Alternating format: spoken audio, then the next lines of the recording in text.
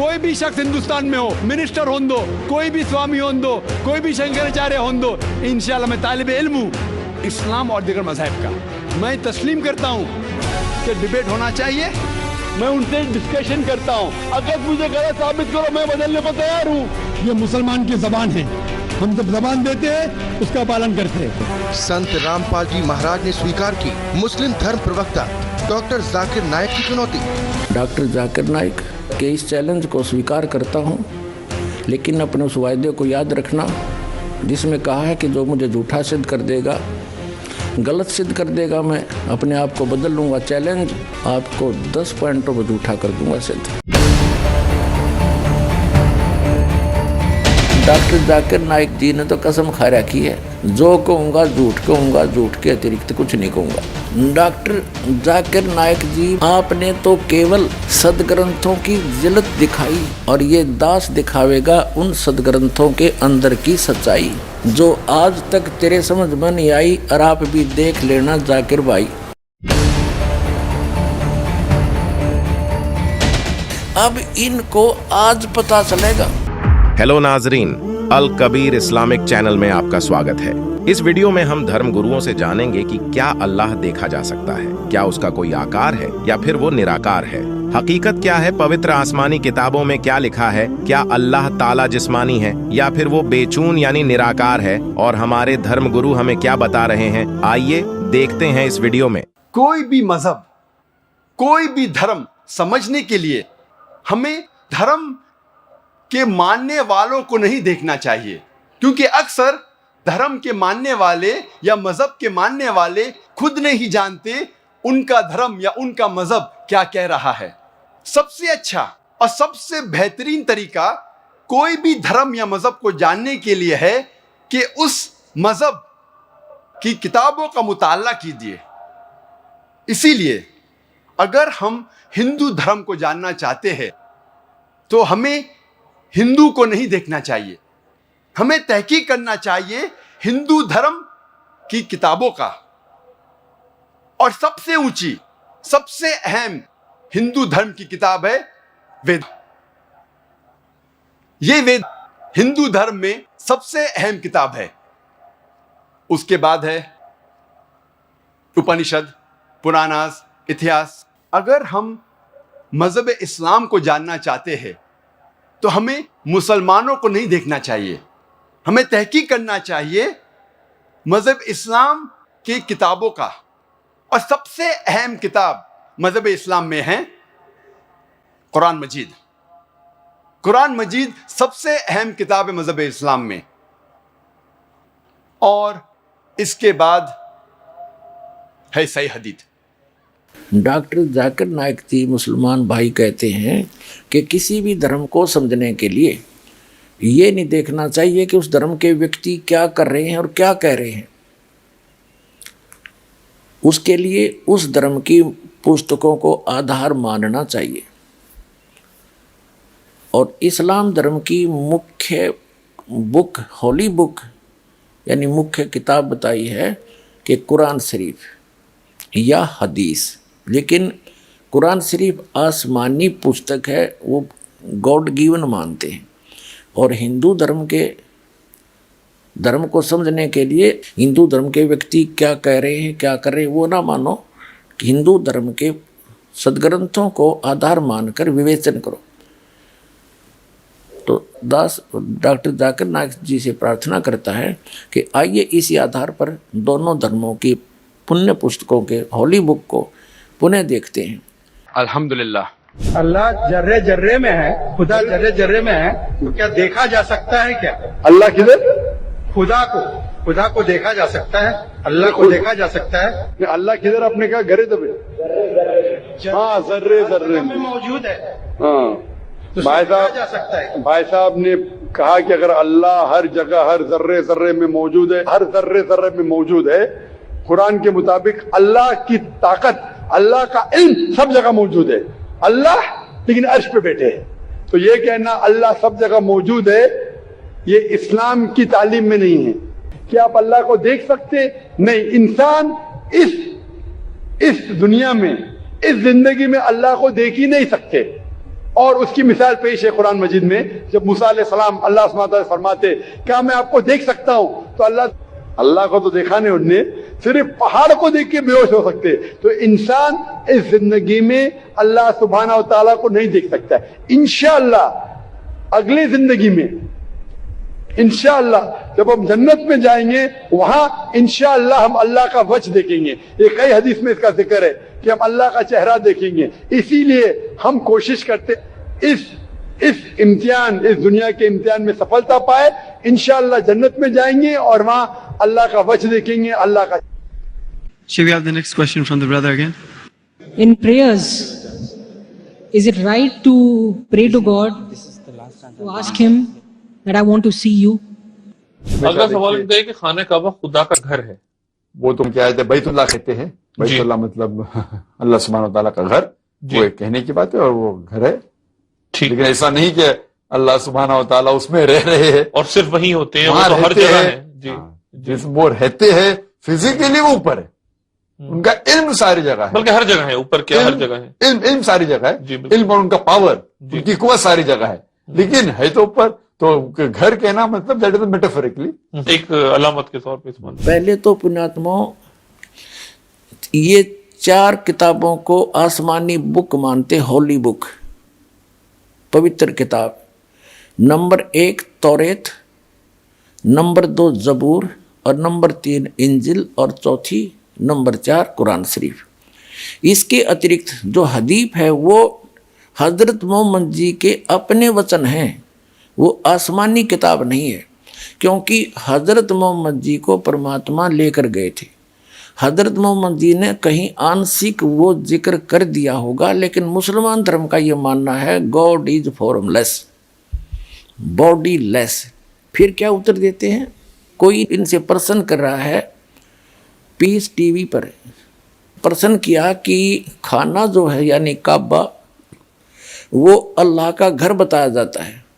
तो डॉक्टर जाकिर नायक जी उत्तर दे रहे हैं कि वैसे तो कहने को वो अल्लाह का घर है, लेकिन अल्लाह वहाँ विराजमान थोड़ा ही है, वो तो फिजिकली बैठा ऊपर फिजिकली। अगला सवाल ये है कि खाने काबा खुदा का घर है, वो तुम क्या कहते हैं, बैतुल्लाह कहते हैं। बैतुल्लाह मतलब अल्लाह सुब्हानहू व तआला का घर, वो एक कहने की बात है और वो घर है, ठीक। लेकिन ऐसा नहीं कि अल्लाह सुब्हानहू व तआला उसमें रह रहे हैं और सिर्फ वही होते हैं, वो वहां तो हर रहते जगह हैं। है। जी, जिस वो रहते हैं फिजिकली वो ऊपर है, उनका इल्म सारी जगह है, बल्कि हर जगह है, ऊपर क्या हर जगह है, इल्म सारी जगह जी, है, बिल्कुल। इल्म और उनका पावर, जी। उनकी कुव्वत सारी जगह है, लेकिन है तो ऊपर। तो घर कहना मतलब दैट इज मेटाफोरिकली, एक अलामत के तौर पे इस्तेमाल हुई। डॉक्टर जाकिर नायक जी, आप फिजिकली का अर्थ तो खूब जानते होगे, इंग्लिश बहुत बोलते हो। आपको दिखाते हैं ऑक्सफोर्ड डिक्शनरी, जिसमें फिजिकली का क्या अर्थ होता है, ये देखिएगा ऑक्सफोर्ड डिक्शनरी।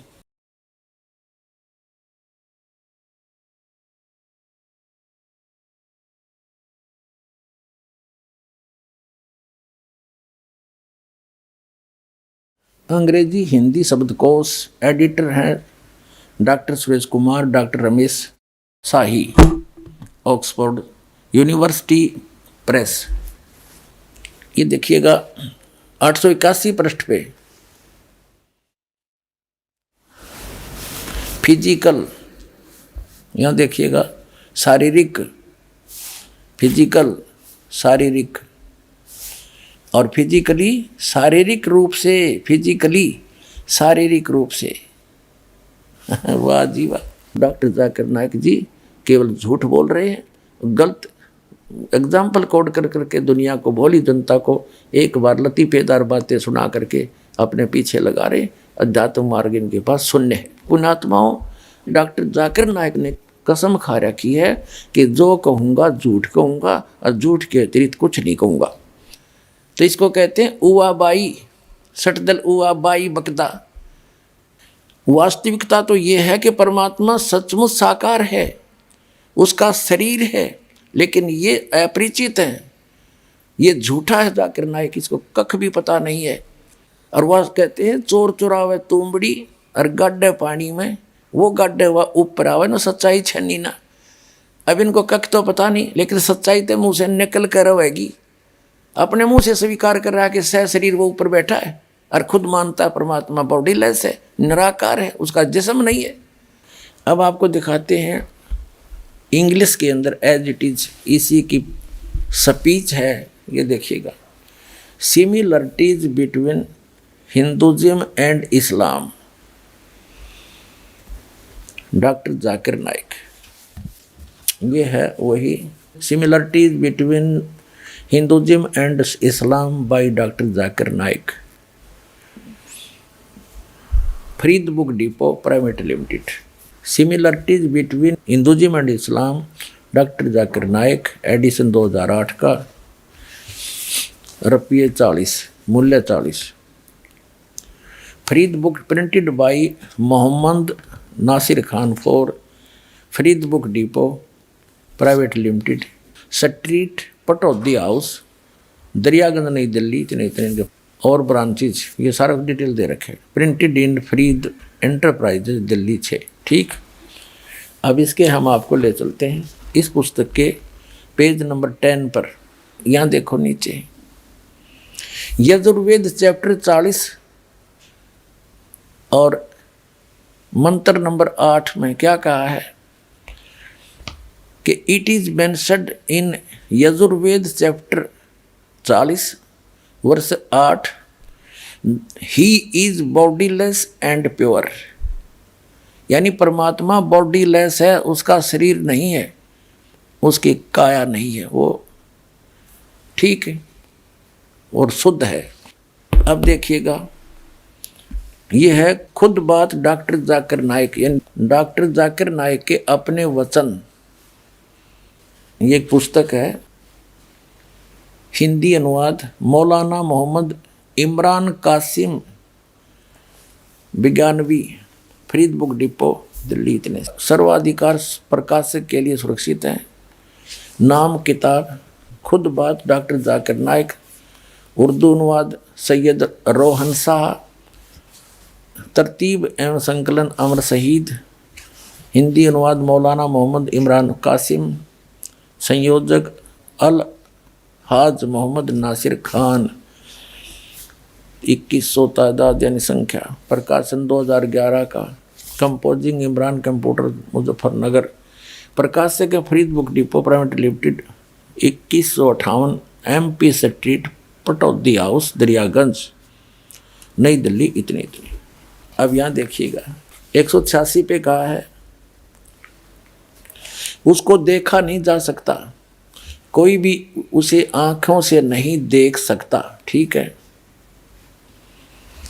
यहाँ देखिएगा खुद बात डॉक्टर जाकिर नाइक 187 पृष्ठ पे, दुनिया के धर्मों में खुदा का तस्वर। यहाँ देखा वह बगैर जिस्म के है और सच्चा है, यह यजुर्वेद 40 का मंत्र 8 में बयान किया गया। वह रोशन है बगैर जिस्म के, परमात्मा निराकार है, इसका समर्थन हजरत मोहम्मद जी ने भी किया हुआ है। देखिएगा एक पुस्तक हजरत सल्लल्लाहु मोहम्मद और भारतीय ग्रंथ, ये कहाँ से है? लेखक है डॉक्टर M.A. श्रीवास्तव, मधुर संदेश संगम नई दिल्ली से छपा है। ये कहाँ से छपा है देखिएगा, ये यहाँ संदेश सीरीज मधुर संदेश संगम, ये प्रकाशन इतने। नाम किताब हजरत मोहम्मद सल्लल्लाहु और भारतीय धर्म ग्रंथ, लेखक है डॉक्टर M.A. श्रीवास्तव, प्रकाशक मधुर संदेश संगम, अबुल फजल इंक्लेव, जामिया नगर नई दिल्ली से। फ़ोन नंबर इतने। मिलने का पता है MMI पब्लिशर्स D307 अबुल फजल इंक्लेव, जामिया नगर नई दिल्ली। ये यहाँ से मुद्रक हैं HS ऑफसेट प्रिंटर्स नई दिल्ली 2। इसके प्रश्न नंबर दिखाते हैं आपको। इसके प्रश्न नंबर 6 पे क्या बताया है कि आप यानी सल्लल्लाहु हजरत मोहम्मद ने बताया कि इंसान का ईश्वर केवल एक है और वह निराकार है। ठीक है, तो खाक है इसके पास, इसकी 10 झूठ आपके सामने पेश करूंगा। तो इससे प्रार्थना करता हूं कि अपना वायदा याद रखना, जिसमें कहता है कोई मुझे गलत सिद्ध कर दे मैं अपना धर्म बदल लूंगा, और उसका चैलेंज करता हूं। अब याद रखना इस बात को। अब आपको सिद्ध करते हैं कि परमात्मा कैसा है, वो साकार है या निराकार है।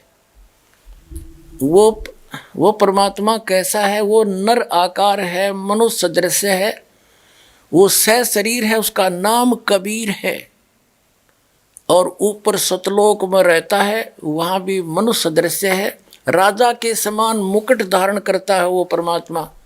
अभी सभी पवित्र धर्मों के पवित्र सदग्रंथों से प्रमाणित किया जाएगा। सबसे पहले हम लेते हैं पवित्र बाइबल को, उसके बाद लेंगे पवित्र कुरान शरीफ को, उस तत्पश्चात हम लेंगे पवित्र वेदों को, और उसके पश्चात हम लेंगे पवित्र गुरु ग्रंथ साहिब जी को।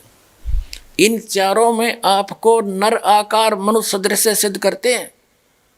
तो फिर ये सिद्ध होने के बाद दास पुनः प्रार्थना करेगा उस पुण्यात्मा मुसलमान डॉक्टर जाकिर नायक जी से कि अपना वायदा याद रखना कि मुझे जो हरा देगा, झूठा सिद्ध कर देगा, मैं उसका शागिर्द बन जाऊंगा, उस धर्म के को स्वीकार कर लूंगा, भूलिए मत ना।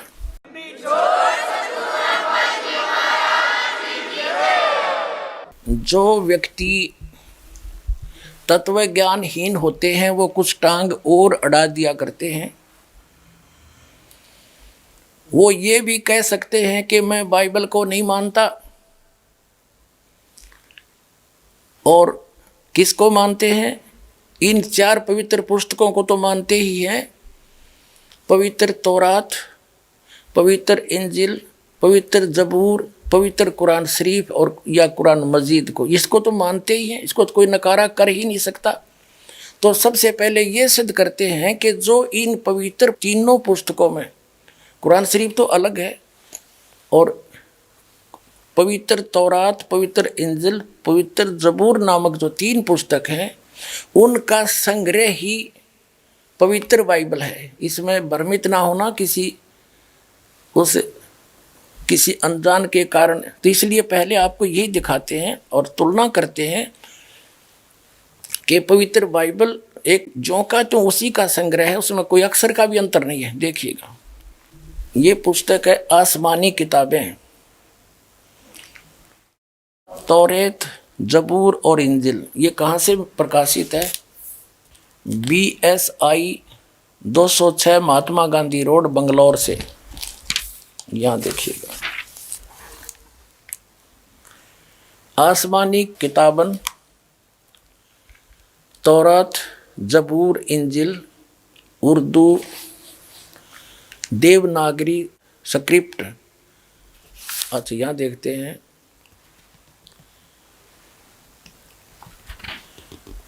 Published by BSI Mahatma Gandhi road, Bangalore, brilliant printers private limited, Bangalore 94।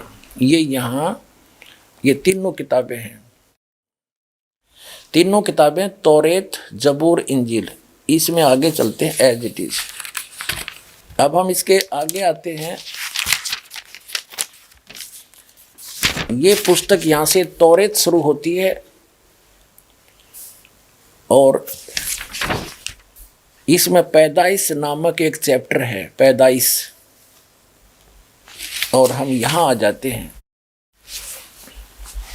पैदाइश 1:1 का 24 तक इस पृष्ठ पे है। खुदा ने इब्तदा में जमीन और आसमान को पैदा किया। या देखो, इस प्रकार शाम हुई और सुबह हुआ, ये पहला दिन हुआ। फिर दूसरा दिन, और फिर ये तीसरा दिन, ये तीसरा दिन हुआ।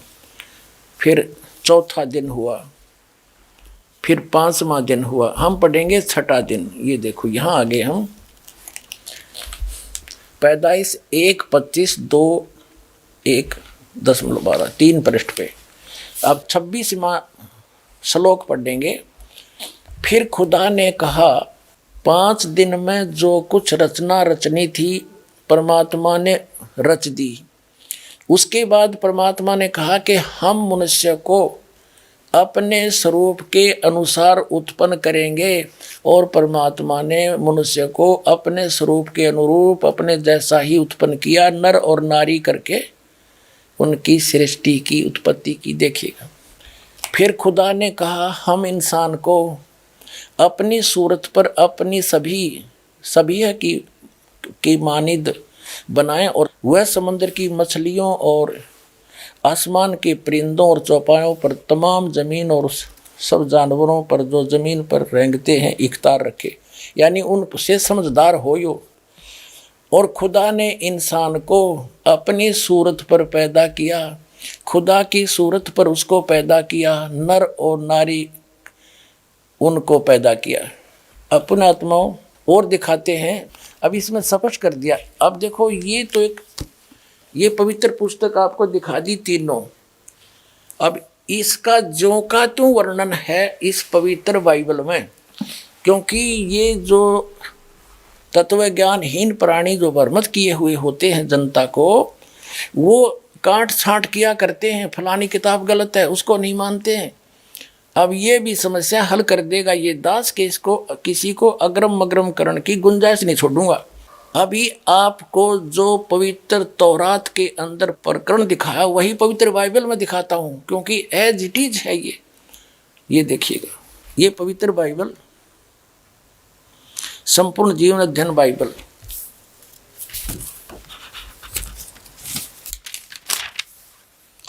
ये पवित्र बाइबल संपूर्ण जीवन अध्ययन बाइबल, ये कहाँ से छपा है अब आगे दिखाते हैं आपको। ये है journal editor Donald C Stamps M division, और एसोसिएट एडिटर है जेस वेस्ले डेम्स पीएचडी, और यहाँ है life publishers international Springfield Missouri USA printed in India. अब यहाँ दिखाते हैं पवित्र बाइबल संपूर्ण अध्ययन बाइबल प्रबंधक संपादक डेविड स्टुअर्ट्स, अंग्रेजी प्रधान संपादक डोनाल्ड सी स्टैम्प्स एमडीवी, संयुक्त संपादक हैं जे वेस्ले आदम्स पीएचडी, संपादक समिति, ये सारा कुछ इसमें लिखा हुआ है, यहाँ से देख लें, ये सारा कुछ वही है। ये कहाँ से छपा है, fully life study Bible life publishers international Springfield Mysore, इतने यूएसए से छपा है ये, ठीक है। अब इसकी उत्पत्ति पर आते हैं बिल्कुल स्टार्ट से ही, ये देखिएगा, ये है जेनेसिस, यानी उत्पत्ति आरंभ होती है। आदि में परमेश्वर ने आकाश और पृथ्वी की सृष्टि की, यानी ये बहुत सिंपल उसमें लिख रखा है। इस प्रकार पहला दिन हो गया, यानी सांझ हुई भोर हुआ, इस प्रकार पहला दिन हो गया। फिर तो परमेश्वर ने उस मंत्र कर प्रकाश का सांझ हुई, फिर भोर हुआ, इस प्रकार दूसरा दिन हो गया। सांझ हुई भोर हुई, फिर तीसरा दिन हो गया। इनमें कुछ रचनाएं की परमात्मा ने। फिर देखो, अब 4 पृष्ठ पे पढ़ रहे हम। सांझ हुई फिर भोर हुआ, चौथा दिन हो गया। अब फिर हम यहाँ आगे 5 पृष्ठ पे जिन उत्पत्ति पढ़ रहे हैं, जेनेसिस। ये सांझ हुई फिर भोर हुआ, ये 5वां दिन हो गया। अब हम 6ठे दिन में आएंगे। फिर परमेश्वर ने कहा हम मनुष्य को अपने स्वरूप के अनुसार अपनी समानता में बनाए, और वे समुद्र की मछलियों और आकाश के पक्षियों और घरेलू पशुओं और सारी पृथ्वी पर और सब रेंगने वाले जंतुओं पर जो पृथ्वी पर रेंगते अधिकार रखे, यानी उनसे समझदार हो, खावे नहीं उनको कि देश का अर्थ कोई गलत लगा बैठे। फिर कहते तब परमेश्वर ने मनुष्य को अपने स्वरूप के अनुसार उत्पन्न किया। अपने स्वरूप के अनुसार परमेश्वर ने उसको उत्पन्न किया, नर और नारी करके उसने मनुष्यों की सृष्टि की। तो पुण्यात्माओं, कैसा है भगवान? नर आकार हमारे जैसा। अब उसने परमात्मा ने मनुष्यों को अपने जैसा ही रचा। तो कैसा है भगवान? साकार है, नर आकार है, शरीर है, उसका नाम कबीर है, ये आगे सिद्ध करेंगे। और पुण्यात्माओं, पूरा विश्व ही भ्रमित है। पवित्र बाइबल की स्टडी करने वाले सभी ईसाई मानते हैं परमात्मा गॉड इज फॉर्मलेस, और बाइबल क्या कहता है, वो साकार है। तो हमने सभी धर्मों को जानने के लिए उनके पवित्र सदग्रंथों को ही आधार मानना चाहिए, ना कि किसी धर्म के व्यक्ति क्या कह रहे हैं और क्या पूजा कर रहे हैं उसको आधार नहीं मानना चाहिए। ना फिर इन पुस्तकों की आवश्यकता क्या थी, जिनको आज तक सिर पर रखे घूम रहे थे कि इनमें सर्वश्रेष्ठ ज्ञान है, तो उस ज्ञान को ही आधार मानेंगे। और इस दास के अतिरिक्त विश्व में आज तक इसको कोई क्लियर नहीं कर सका। और दास के कोई इसमें ये ना समझना कोई अभिमान कर रहा हूँ, ये ना समझना कि दास अभिमान कर रहा है, ये परमात्मा अल्लाह अकबर, उस अल्लाह कबीर की दया है। इस दास को उस परमेश्वर ने भेजा है इस काम के लिए। अब पवित्र कुरान शरीफ दिखाएंगे आपको। ये है शास्त्रीय अरबी पद्धति पर नागरी लिपि में, रूपांतरकार हैं नंद कुमार अवस्थी। शेरवाणी संस्करण ये कहाँ से प्राप्त होती है, इसमें क्या लिखा है कि यह वह इलामी किताब है जिसमें कोई संदेह की गुंजाइश नहीं। इसमें जो लिखा फाइनल है, इसमें कोई ऑब्जेक्शन नहीं। शास्त्रीय अरबी पद्धति पर नागरी लिपि में ये कहाँ से छपी है, प्रकाशक हैं लखनऊ किताबघर, मौसम बाग, सीतापुर रोड, लखनऊ से।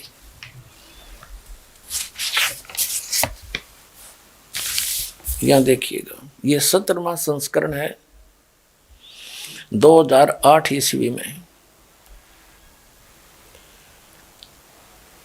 और पृष्ठ संख्या है 1024।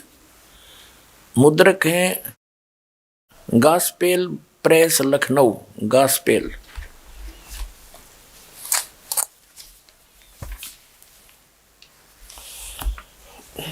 यहाँ देखिएगा, ये है सूरत फुरकान।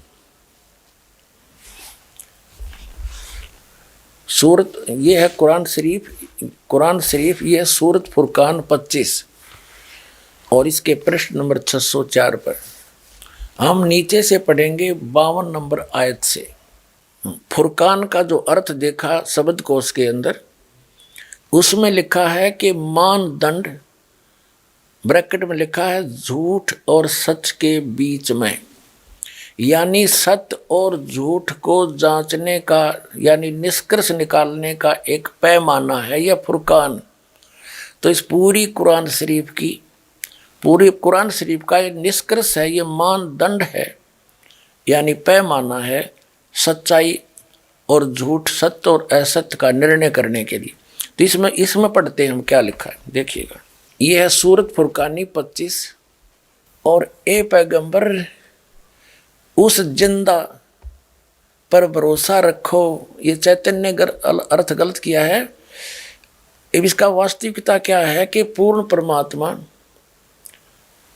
अल्लाह अकबर जिंदा महात्मा का रूप बनाकर आए थे और हजरत मोहम्मद जी को मिले थे। यहाँ वो स्पष्ट कह रहे हैं कि उस जिंदा पर भरोसा रख जो तुझे जिंदा महात्मा के रूप में आकर मिले थे और ऊपर लेकर गए थे, फिर वापस छोड़ा था। 2 प्रकार से ऊपर गए थे हजरत मोहम्मद, एक प्रकार का मुसलमान भाइयों को ज्ञान नहीं। अब यही पढ़ते हैं, पहले इससे कंसेप्ट क्लियर करते हैं। और उस जिंदा पर अब हम 58वीं आयत पढ़ रहे हैं, 57वीं पढ़ ली। ए पैगंबर, उस जिंदा पर भरोसा रखो जो कभी मरने वाला नहीं है, अर्थात वो अविनाशी है,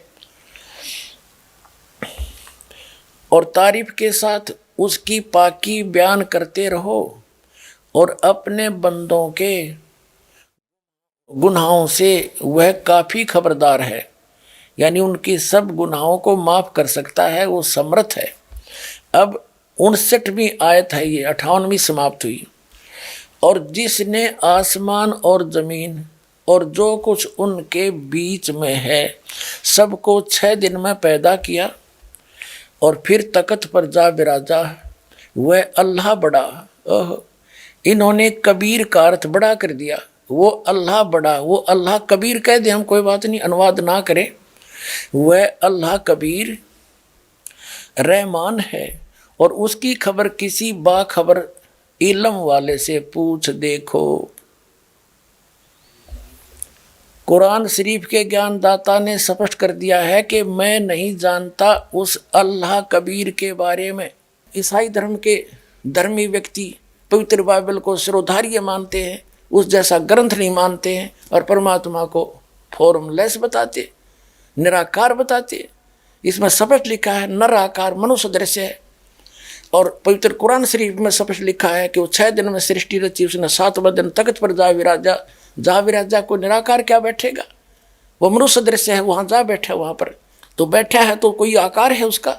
तो यहाँ परमात्मा ने सूक्ष्म वेद के अंदर उस तत्व ज्ञान में जो स्वयं आकर बताया यथार्थ ज्ञान कभी अल्लाह अकबर ने, उस अल्लाह कबीर ने, कबीर देव ने, कबीर साहब ने, हम कबीर साहब कहें ये अल्लाह अकबर कह देते हैं, घना फर्क नहीं है।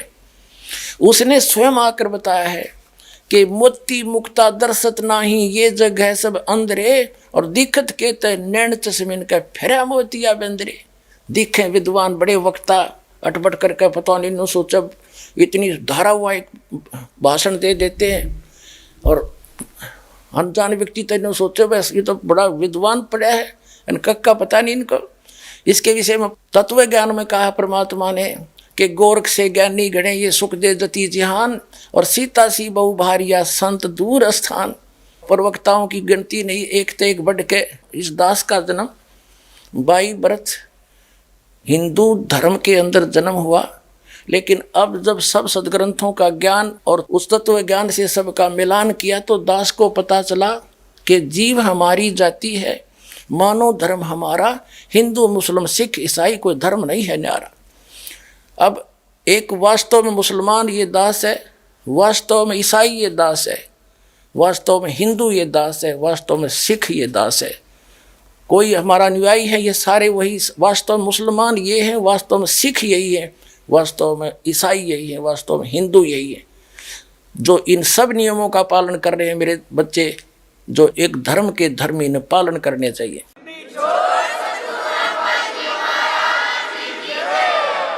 अब 2 पवित्र धर्मों के पवित्र सदग्रंथों से सिद्ध होगा परमात्मा नर आकार है, मनुष्य सदृश्य है। सबसे अहम किताब हिंदू धर्म में है वेद। जब हम वेद पढ़ते हैं, यजुर्वेद में लिखा हुआ है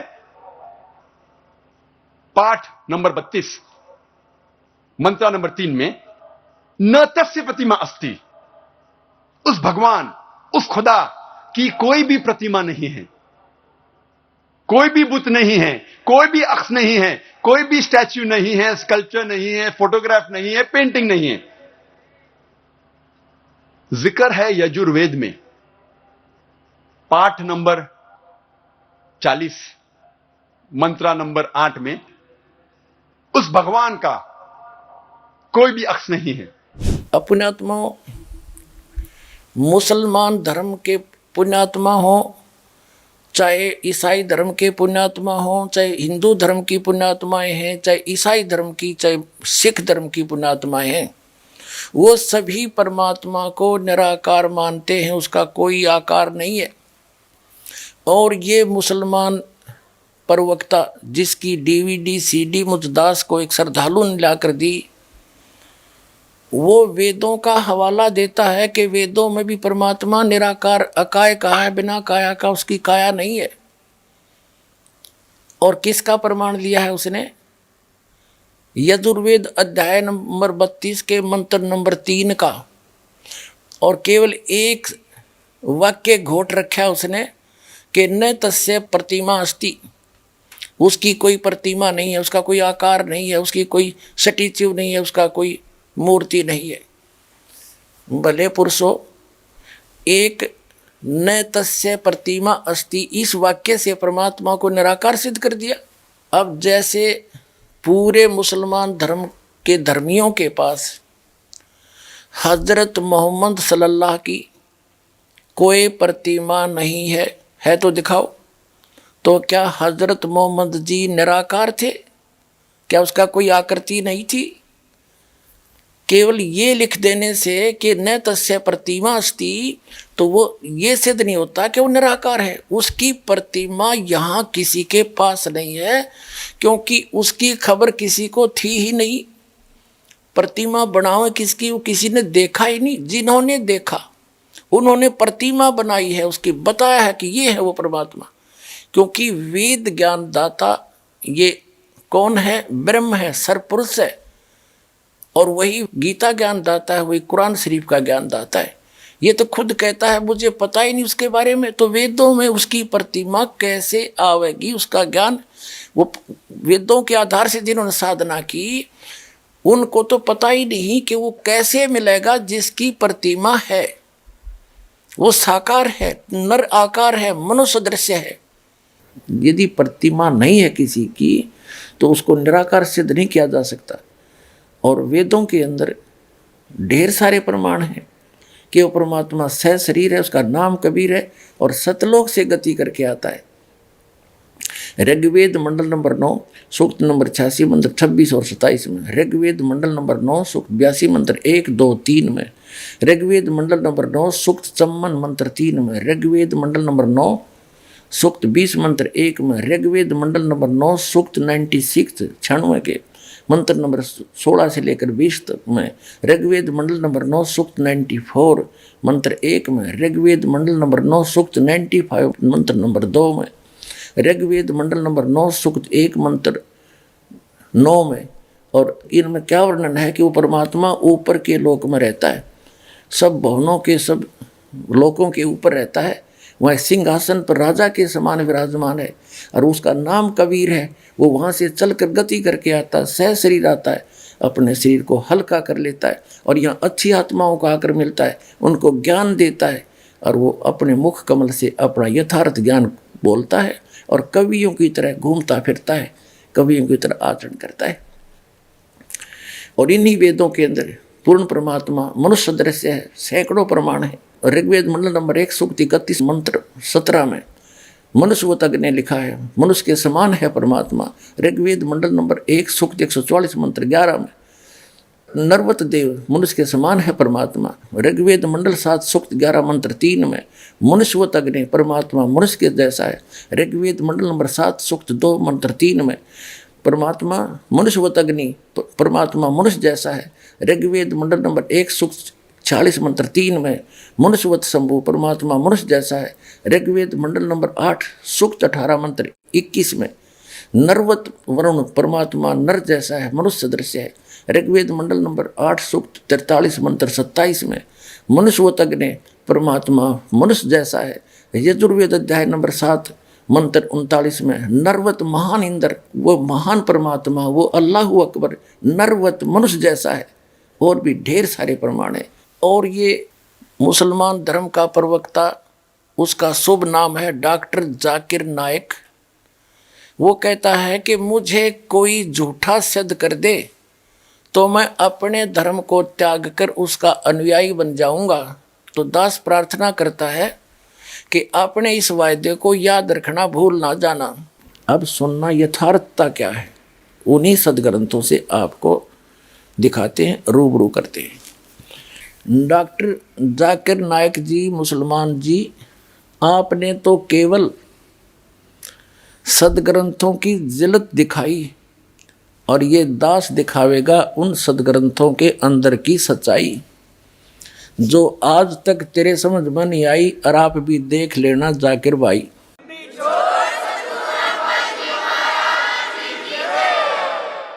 अब आपको पवित्र वेदों में सिद्ध करते हैं परमात्मा नर आकार है, मनुष्य दृश्य है और सह शरीर है, उसका नाम कबीर है। वो ऊपर रहता है सतलोक के अंदर, वहां से सचखंड से यानी उस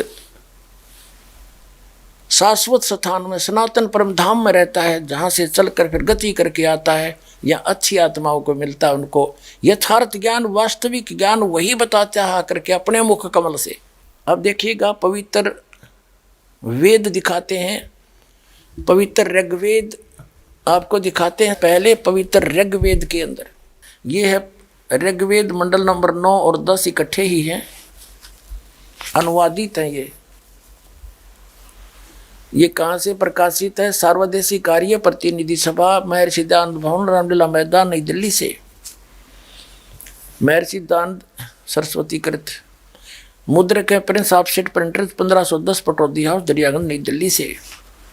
अपने आत्माओं, एक आश्चर्य की बात है, आज तक एक लोक वेद सबके हृदय में समा चुका था कि परमात्मा निराकार है, गॉड इज फॉर्मलेस। मुसलमान भाई कहते हैं अल्लाह तो बेचून है, उसका कोई काया नहीं है, हरनों के ऊपर बैठा सातवें आसमान पर, फिर बिना काया का बैठा कि किस रूप में बैठा है ये तो आज तक निर्णय कर दो। अब यहाँ क्या बताया है कि ये आर्य समाज के जो प्रवर्तक थे महर्षि दयानंद और उनके जितने आचार्य अनुयायी हैं वो भी परमात्मा को निराकार कहते हैं ठोक के, और वेदों को सच बताते हैं कि वेदों जैसा ग्रंथ पृथ्वी पर नहीं है। हर वेद आप अनुवाद कर रहे हैं, ओए होए। तो कबीर साहब कहते हैं मोती मुक्ता दर्शत नाही, ये जगह सब अंधरे, दिखत के नैन चश्मिन के फिरा मोतिया बंदरे। ये दिखत थे विद्वान, इनका मोतिया बंद हो रहा था अज्ञान रूपी। जैसे किसी को मोतिया बंद हो जाना, आँखों में एक रोग होता है, उसकी आंखें तो बिल्कुल स्वस्थ दिखाई देती हैं, स्वस्थ, जैसे इनमें कोई रोग नहीं, लेकिन उसको दिखता कुछ नहीं।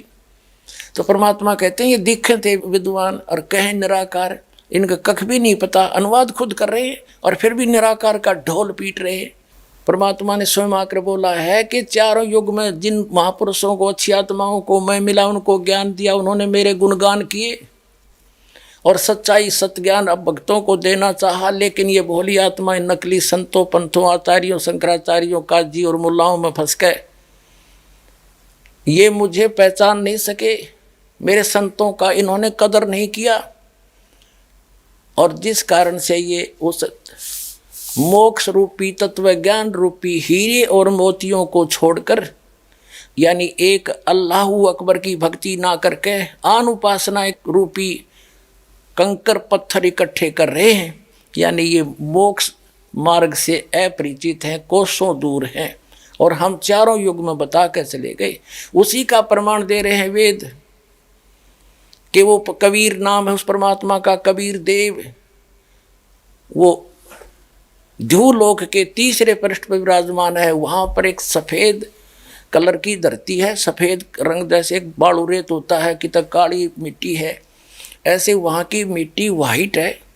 सतलोक शाश्वत स्थान की, जहाँ परमात्मा, जहाँ अल्लाह अकबर का निवास स्थान है, और वहाँ से वो गति करके आता है, अच्छी आत्माओं को मिलता है, उनको तत्व ज्ञान से परिचित कराता है, और वो अपने मुख कमल से वाणी बोल बोल के यथार्थ ज्ञान सुनाता है, कवियों की तरह दोहावलियों के माध्यम से, शब्दावलियों के माध्यम से। वो उसका नाम कबीर देव है। देखिएगा, ये देखना, हम ऋग्वेद पढ़ रहे हैं, ऋग्वेद, आपको इसका पूरा प्रकरण दिखा दिया था। ऋग्वेद मंडल नंबर 9 सूक्त नंबर 86 मंत्र नंबर 26 में कहा है कि यज्ञ करने वाले यजमानों के लिए परमात्मा, यज्ञ माने धार्मिक अनुष्ठान अर्थात पूजा करने वाले यजमान माने भक्तों के लिए परमात्मा सब रास्तों को सुगम करता हुआ उनके विघ्नों को मर्दन करता है, उनके संकटों का नाश करता है और उनको पवित्र करता हुआ और अपने रूप को सरल करता हुआ है। वह कांति में परमात्मा, यहाँ इन्होंने इस कबीरच्चो, इस कबीर का, हम इसको कबीर बोले, वो कबीर, हम वह को वह बोलते हैं अपनी भाषा में। जैसे किसी का नाम वेद प्रकाश है और हम कहेंगे उसको वेद प्रकाश, और वो भी कोई उससे पूछेगा कौन है भाई, क्या नाम है तेरा, वो खुद भी कहेगा मेरा नाम वेद प्रकाश है, और लिखेगा जब वेद प्रकाश। तो ऐसा ही समझो कबीर, ये कबीर जो लिखा है हम इसको कबीर बोलते हैं। और देव माने परमेश्वर। ये देखो ये कबीर, इसका इन्होंने संधि छेद कर दिया और ऐसे लिख दिया, रे को अपसर्ग में बदल दिया। अब हम पहले इस कंसेप्ट को क्लियर करेंगे, पहले थोड़ा सा ये पढ़ कर। यहाँ लिखना था वो कबीर देव है। ये देखिएगा हमने यजुर्वेद उठा लिया, अब पवित्र यजुर्वेद ले लिया। देखिएगा इसमें सिद्ध करेंगे ये कहाँ से छपा है। सार्वदेशिक आर्य प्रतिनिधि सभा 2/5 महर्षि दानंद रामला मैदान नई दिल्ली से। ये महर्षि दानंद सरस्वती कृत, ये यहाँ से मुद्रक यहाँ से छपा है। अब हम इसके आते हैं, ये 36 चैप्टर है, अध्याय नंबर 36 36 है ये यजुर्वेद का, यहाँ से पढ़ेंगे। ये 36 अध्याय है, 36वां। इसके प्रथम मंत्र में लिखा है रचम वाचम प्रपदे मनो यजु प्रपदे। ये यजु शब्द है, यजु अपसर्ग लगा रखे हैं इसका। तो यहाँ अनुवाद किया महर्षि दानंद ने, इसका बिल्कुल सही किया। ये यहाँ इसकी भ्रमित नहीं थी बुद्धि, इसको यजु का अर्थ यजुर्वेद कर दिया, यही करना चाहिए था। यदि यहाँ इसका कोई और अर्थ कर देता, सर्वज्ञ या कोई वैसे लिख देता, कोई सतुतियों का संग्रह, क्योंकि महिमा यजुर्वेद की थी इसमें, तो यजुर्वेद लिखना पड़ा, भले ही 2 अपसर्ग लगे। इसी प्रकार जहाँ परमात्मा की महिमा का वर्णन है वेद में, वहाँ कबीर शब्द है, अपसर्ग भी लगा दें अपने व्याकरण के आधार से। हम इनकी व्याकरण भी डिस्टर्ब नहीं करना चाहते। ये कबीर देव लिखना चाहिए था इन्होंने यहाँ पर, कबीर का अर्थ कबीर देव लिख देते, सर्वज्ञ नहीं। हम उसको कबीर साहब कहते हैं, कुरान शरीफ में उसको अल्लाहू अकबर अल्लाह कबीर कहते हैं, और हम उसको कबीर देव कबीर साहब कहते हैं। वेदों में उसको कबीर देव कहते हैं, हम उसको कबीर देव बोलने लाएंगे। कबीर साहब, कबीर परमात्मा, साहब कहो, राम कहो, अल्लाह कहो। तो इस प्रकार अब हम समझेंगे ऋग्वेद के उन चंद मंत्रों को जिसमें परमात्मा साकार स्पष्ट है। अब यजुर्वेद रख दिया, ऋग्वेद उठा लिया। अब ऋग्वेद पर आगे हम देखिएगा। अब वहीं आगे हम ऋग्वेद मंडल नंबर 9 सूक्त 86 का मंत्र नंबर 26 में ये कबीर तो यहाँ है कि यज्ञ करने वाले यजमानों के लिए परमात्मा, यानी धार्मिक अनुष्ठान यानी भक्ति करने वाले भक्तों, यजमान माने भक्तों के लिए परमात्मा सब रास्तों को सुगम करता हुआ उनके विघ्नों को मर्दन करता है, नाश करता है, उनके संकटों का निवारण कर देता है, उनको पवित्र करता हुआ और अपने रूप को सरल करता हुआ वह कांति में परमात्मा। यह लिखना था कबीर देव, सर्वज्ञ नहीं करना चाहिए अर्थ। कबीर देव, कबीर देव, कबीर साहब अल्लाहू अकबर विद्युत के समान क्रीड़ा करता हुआ वर्णीय पुरुष यानी अच्छी आत्मा को, अच्छे पुरुष को, अच्छे व्यक्ति को, धर्मात्मा को प्राप्त होता है। अपने आत्माओं वो परमात्मा ऊपर रहता है ध्रुवलोक के 3रे पृष्ठ पे, और वहाँ से गति करके आता है बिजली जैसी गति से, यानी इतनी बहुत शीघ्रता से यहाँ जाता, फ्रिक्शन ऑफ सेकंड के अंदर। और वो कबीर है, वो कबीर देव है, अल्लाहू अकबर है। वो कहाँ रहता है देखो इसी में। ऋग्वेद मंडल नंबर 9 सूक्त 86 का मंत्र 26 आप पढ़ रहे हैं। हम यहाँ आगे पढ़ते पढ़ते वो कबीर देव विद्युत के समान क्रीड़ा करता हुआ, यानी आकाशीय बिजली की तरह एकदम पूरी स्पीड तय वर्णीय पुरुष को प्राप्त होता। वो कहाँ रहता है 27वें मंत्र में स्पष्ट कर दिया है। जो परमात्मा ध्रुवलोक के 3रे पृष्ठ पर विराजमान है, वो 3रे भाग में रहता है, उस ध्रुवलोक के ऊपर, ध्रुवलोक के। अब और दिखाते हैं आपको, वही ऋग्वेद मंडल नंबर 9 और सूक्त 54 यानी चम्मन का मंत्र नंबर 3 देखो नीचे। इसमें स्पष्ट किया है कि सूर्य के समान जगत प्रेरक वह परमात्मा सोम स्वभाव वाला और जगत प्रकाशक है।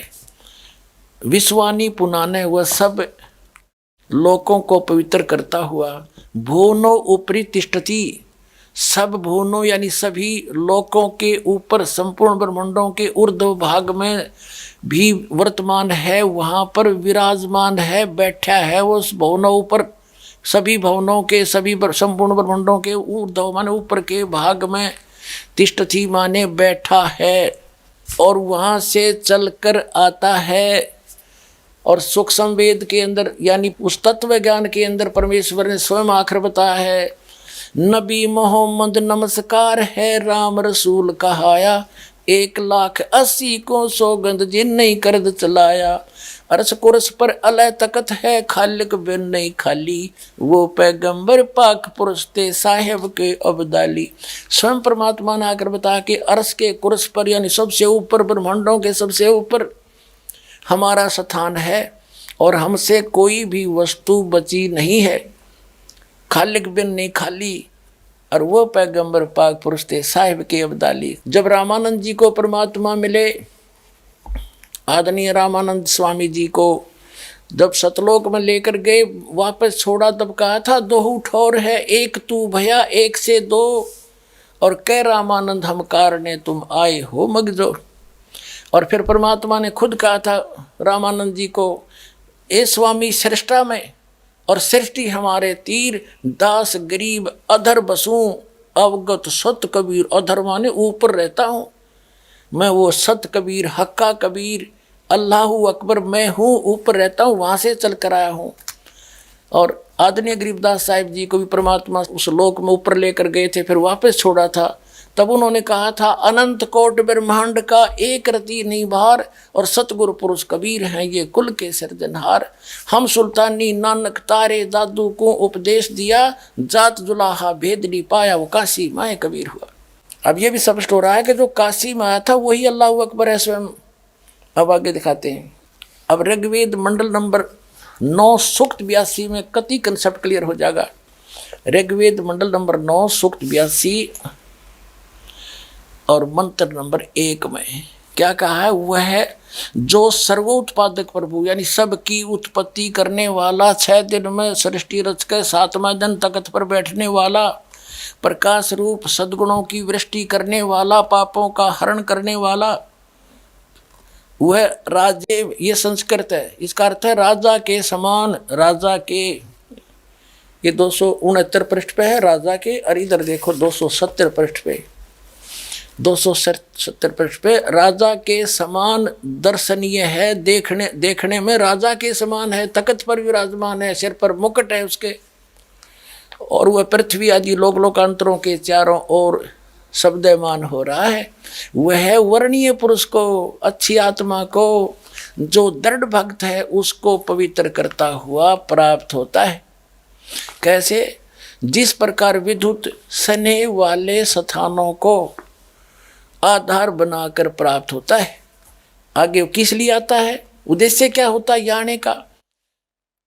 हे परमात्मन, उपदेश करने की इच्छा से, तत्व ज्ञान यथार्थ ज्ञान बताने की इच्छा से आप महापुरुषों को प्राप्त होते हो, नीचे आकर के गति करके आते हो, और आप अत्यंत गतिशील पदार्थ के समान हमारे आध्यात्मिक यज्ञ को यानी हमारे धार्मिक अनुष्ठानों को प्राप्त होते हैं। आप कबीर देव हैं, आप अल्लाहू अकबर हैं, शुद्ध स्वरूप हैं, आप पाक हैं, पवित्र हैं। हमारे पापों को दूर करके हे अमर परमात्मा सोम आप हमको सुख दे। हो गया सिद्ध।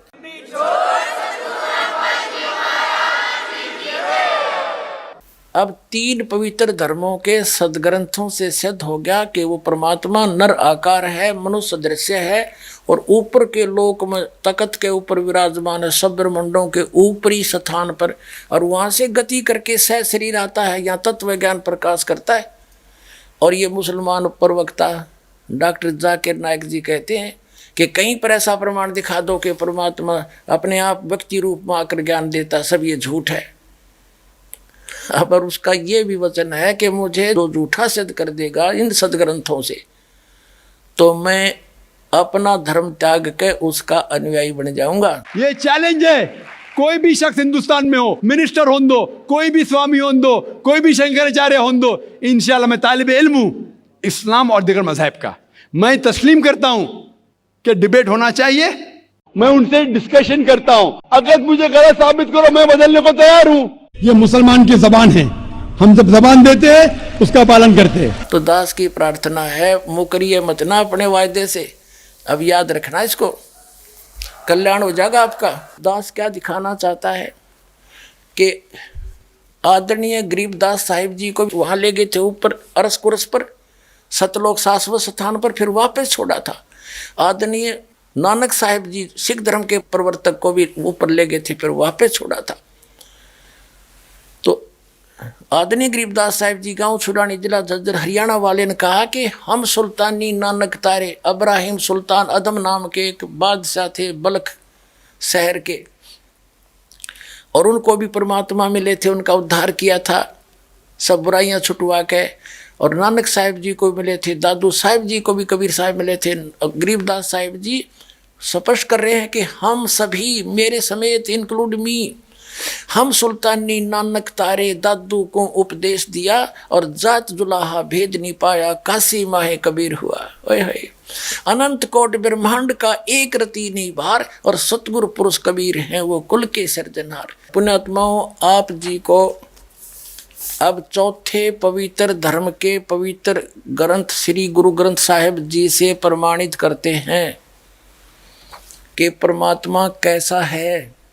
अब नानक साहिब जी को जो परमात्मा मिले सचखंड में, लेकर गए बेई नदी से जिंदा महात्मा के रूप में आकर के, फिर वहां से उनको वापस छोड़ा। अब गुरु ग्रंथ साहिब में दिखाते हैं, एक पुस्तक में ये वाणी लिखी थी, फिर गुरु ग्रंथ साहिब से हमने वेबसाइट के ऊपर प्रमाणित किया, देखा जो कि तो पाई, और ये पुस्तक से वाणी हमने नोट कर रखी, आपको रूबरू कराते हैं। देखिएगा आगे गुरु ग्रंथ साहिब से लिखी हुई नोट की हुई वाणी को। गुरु ग्रंथ साहिब के पेज नंबर 1257, राग मलार, महला पहला। इसमें क्या कहा है? बागे कापड़ बोले बैण, बागे माने सफेद कपड़े पहनता है, लम्मा नक काले तेरे नैन, और कब हूँ साहेब यानी भगवान देखा बहन, उड़ उड़ चढ़िया आसमान, साहेब समर्थ तेरे तान, और जल थल डूंगर देखा तीर, थान थनंतर साहेब वीर।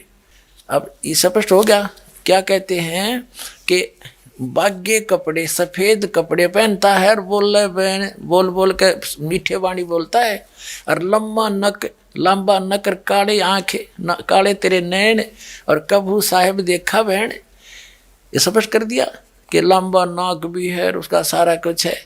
और ये अच्छा, फिर आगे देखो, गुरु ग्रंथ साहिब के 566 पृष्ठ पे यहाँ लिखा है, वड्डा साहिब आप अलख अपार, बड्डा साहिब यानी कबीर, बड़ा माने कबीर, यहाँ कबीर को बड़ा साहिब, बड़ा भगवान, यानी आप अलख अपार, तेरे बंके लोवेण दंत रिसाला, यानी तेरी आँखें भी बहुत सुंदर हैं और दांत भी बहुत सुंदर हैं, सोहणे नक जिन लंबड़े वाला, तेरे नाक भी सुंदर, तेरी आँख भी सुंदर, तेरे दांत भी सुंदर, और तेरे लंबड़े बाल, और कंचन काया सोने की ढाला, तेरे सुंदर शरीर सोने जैसा, यानी बहुत सुंदर है।